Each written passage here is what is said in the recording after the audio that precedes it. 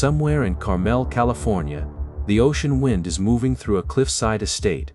Champagne is on ice. Guests are finding their seats. This is supposed to be the wedding of the year. Two of Silicon Valley's sharpest minds finally tying the knot. The groom is 24 years old. His name is Leopold Aschenbrenner. But he is not with his guests.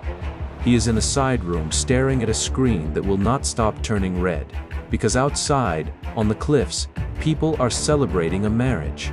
And inside that room, a $45 billion empire is dying in real time. In the span of 72 hours, Leopold Aschenbrenner is about to lose more money than most countries make in a year. On the one day of his life that was supposed to be about someone else, the market chose to remind him who was really in charge.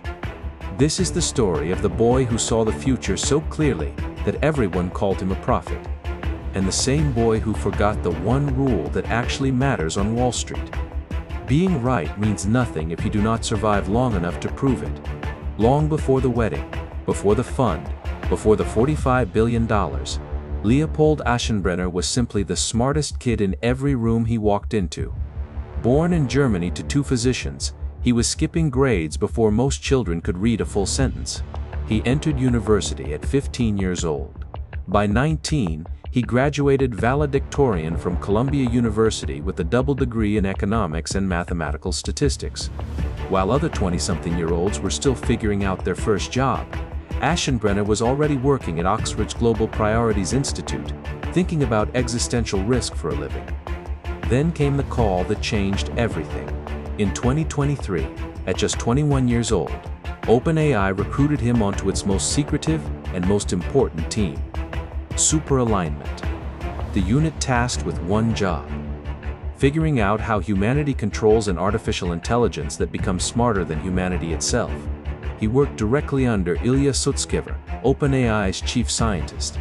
He was, by every measure, on the inside track of the most important company on Earth. But Aschenbrenner noticed something that worried him more than the technology itself. He believed OpenAI's security was dangerously weak. Not weak against hackers or bored teenagers. Weak against foreign governments. He believed state-sponsored actors, specifically from China, were actively trying to steal the exact research he was working on. So he did what he thought was the responsible thing. He wrote a memo. He sent it straight to OpenAI's board of directors. And that memo would end his career at the company that made him famous. The response to Aschenbrenner's warning was not a thank you. It was a formal warning from Human Resources. A few months later, in November 2023, chaos erupted inside OpenAI. The board fired CEO Sam Altman, only to reverse the decision days later under enormous pressure. Nearly every employee signed a letter demanding Altman's return. Aschenbrenner did not sign it. By April 2024, OpenAI fired him. The official reason was a leak. A brainstorming document he had shared with 3 outside researchers, a document that had already been stripped of anything confidential. Aschenbrenner later said he was told directly, to his face, that the real reason was the security memo itself. At 22 years old, the boy who had spent his entire life being the smartest person in the room was suddenly on the outside, locked out of the one place that mattered most in artificial intelligence. Most people would have disappeared quietly. Aschenbrenner did the opposite. He sat down and started writing. In June 2024, just weeks after being pushed out, he published an essay titled Situational Awareness, The Decade Ahead. 165 pages of pure conviction. His argument was simple and terrifying. Artificial general intelligence was coming by 2027 or 2028. Not in some distant future, now. And the entire world, governments included, was not ready. The essay spread through Silicon Valley like wildfire. Executives read it, policymakers read it, investors read it. Almost overnight, the fired 22-year-old researcher became known by a new nickname, the Nostradamus of AI. And Aschenbrenner realized something. If he was right about where the world was going, why just write about it? Why not bet on it? In July 2024, he launched a hedge fund and named it after the essay that made him famous. Situational Awareness. Strite co-founders Patrick and John Collison believed in him. So did former GitHub CEO Nat Friedman and investor Daniel Gross. Together, they handed him $225 million in seed capital. Aschenbrenner took that money and made one of the most concentrated bets in modern hedge fund history. Everything went into AI infrastructure, memory chip giant SK Hynix, cloud computing provider CoreWeave, storage hardware leader SanDisk. Then he did something that would define his entire story. He borrowed, heavily.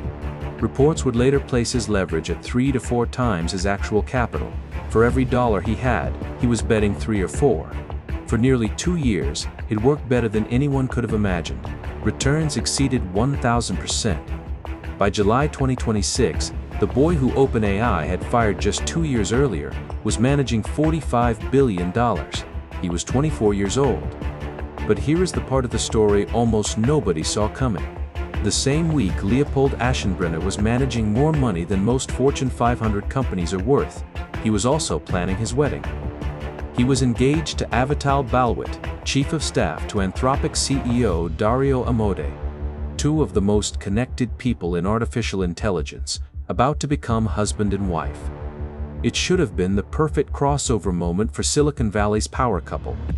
Instead, it became the backdrop for one of the fastest financial collapses in hedge fund history.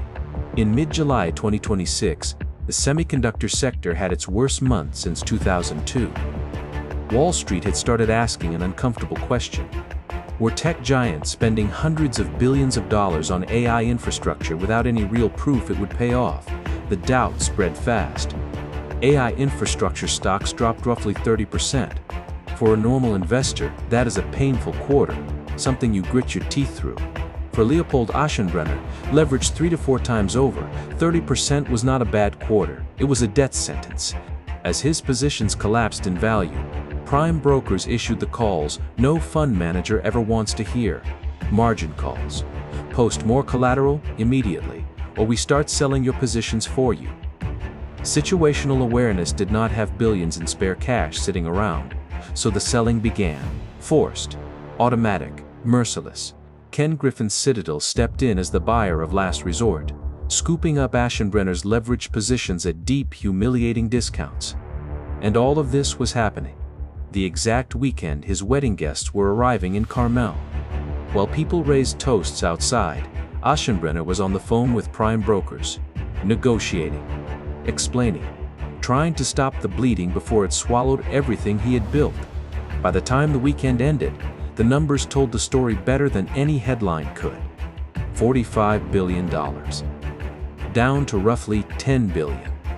$35 billion gone in a matter of days. His honeymoon was canceled, not by choice. There was simply no time. While most newlyweds were boarding a plane somewhere warm, Leopold Aschenbrenner was working around the clock trying to save what was left of his fund. Here is the strange twist in this story that most people miss. Leopold Aschenbrenner was not wrong. His original thesis, that artificial intelligence would demand an unprecedented build-out of chips, data centers, and raw computing power. That thesis is still considered directionally correct by most of the industry. The AI boom he predicted in that 165-page essay largely happened exactly the way he said it would. His failure was not a failure of vision. It was a failure of survival. He forecasted the destination with terrifying accuracy. But he built a vehicle far too fragile to actually get there. 3 to 4 times leverage does not care how right you are about the future. It only cares about how much volatility you can survive along the way. Even after losing $35 billion in a matter of days, Aschenbrenner was still left managing roughly $10 billion, making him one of the youngest and most powerful fund managers on the planet. The lesson buried inside his story is one every trader eventually learns the hard way. Markets do not move in straight lines. They panic. They overreact. They swing violently in both directions before eventually settling somewhere close to reality. And leverage strips away the one thing every investor actually needs to survive that chaos. Time. Leopold Aschenbrenner saw the future of artificial intelligence more clearly than almost anyone else in Silicon Valley. But on the one weekend that was supposed to be about the rest of his life, the market reminded him of something far more brutal. Seeing the future clearly means nothing if you are not still standing when it finally arrives. The files are open.